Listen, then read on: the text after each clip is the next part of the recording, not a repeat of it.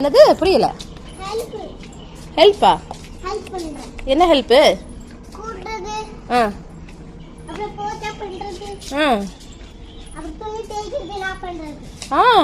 பண்றியா? ஏன்?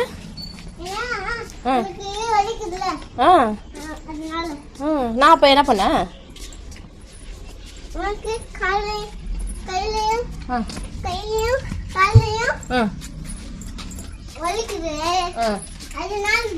சரி சரி, அதுக்கு நான் என்ன பண்ணணும்னு கேக்குறேன். ரெஸ்ட் எடுக்கவா? ஓ, ஷர்ட் துவைச்சிருவியா? ஓ சூப்பர்.